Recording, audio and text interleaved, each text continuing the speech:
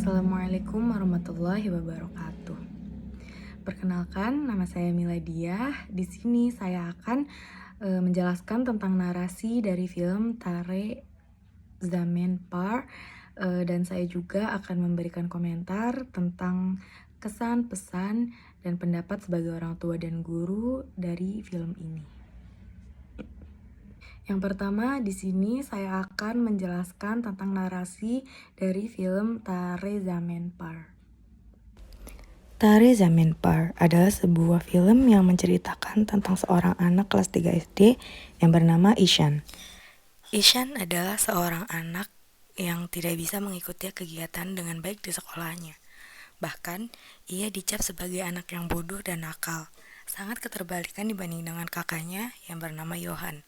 Johan adalah anak yang sangat pintar dan cerdas. Bahkan, dia selalu mendapatkan juara di kelasnya. Kedua orang tuanya memperlakukan Ihsan seperti anak pada umumnya, karena mereka tidak mengetahui kesulitan belajar yang dialami oleh Ihsan. Kesulitan belajar yang dialami Ihsan menjadi bahan ejekan teman-teman di kelasnya.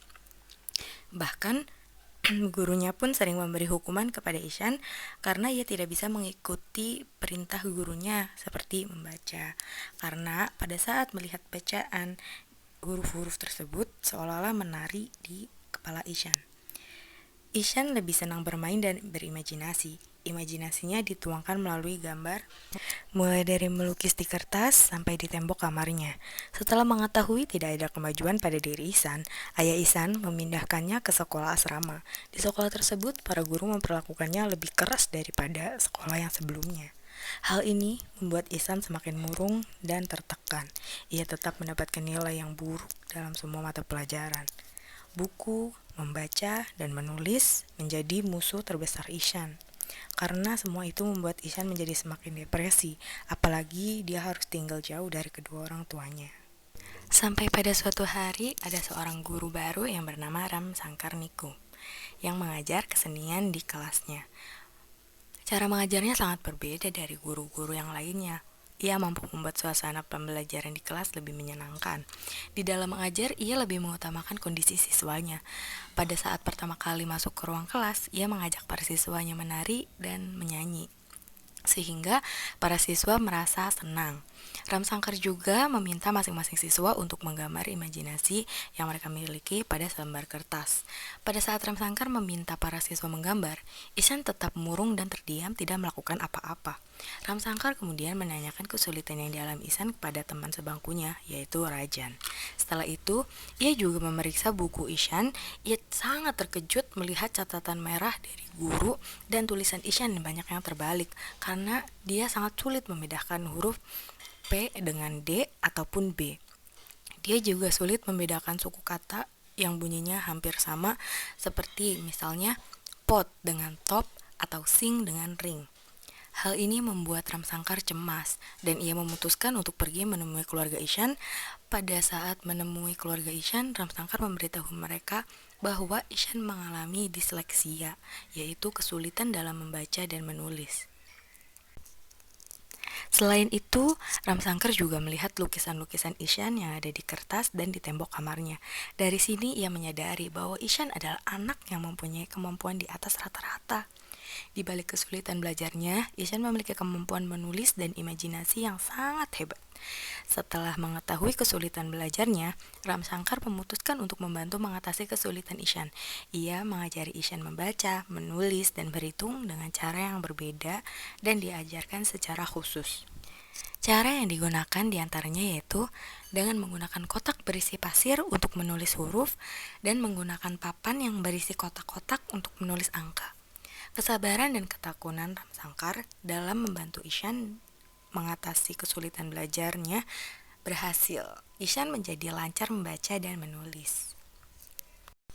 Kemudian, pada suatu hari, Ram Sankar mengadakan lomba melukis yang diikuti oleh semua siswa dan guru di sekolah asrama. Ihsan datang untuk mengikuti perlombaan tersebut dan ia melukis dengan sangat indah. Setelah para juri menilai, ternyata lukisan Ihsan lah yang terbaik. Ihsan menjadi pemenang dan mendapatkan penghargaan. Tidak hanya itu, hasil lukisan Ihsan dan Ram Sankar menjadi cover buku tahunan sekolahnya.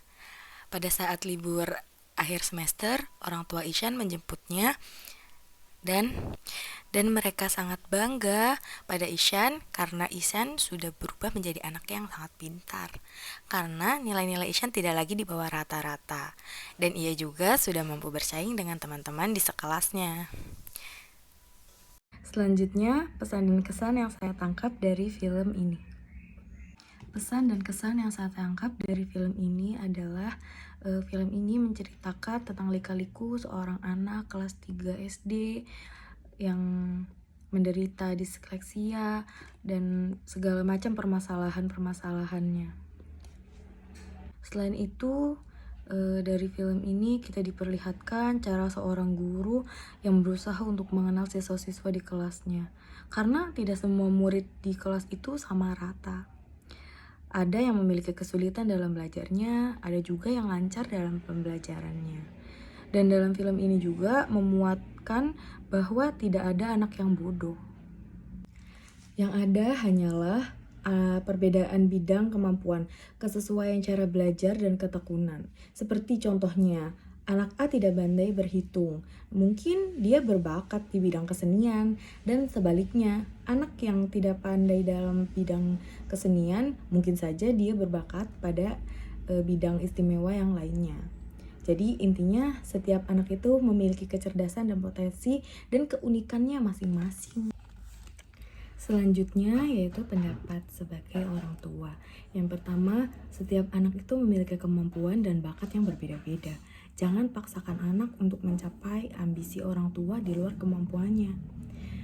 Yang kedua, orang tua harus tahu kondisi perkembangan anak dan biarkan dia menjadi dirinya sendiri sesuai dengan bakat alaminya.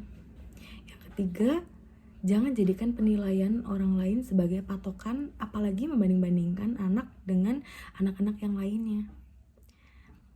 Yang keempat, gali kreativitas untuk menerapkan metode belajar sambil bermain.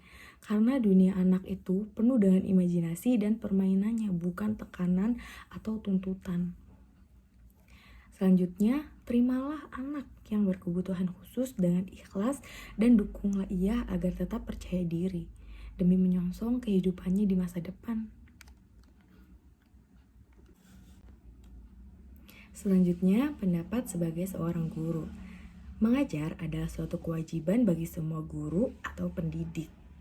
Maka, hal yang mungkin muncul adalah di mana para guru hanya melaksanakan kewajiban untuk mengajar tanpa memperhatikan kondisi yang dialami oleh muridnya, yang mungkin membutuhkan perhatian khusus di dalam kelas, sehingga hasil yang didapatkan pun tidak sebanding dengan yang diharapkan bersama.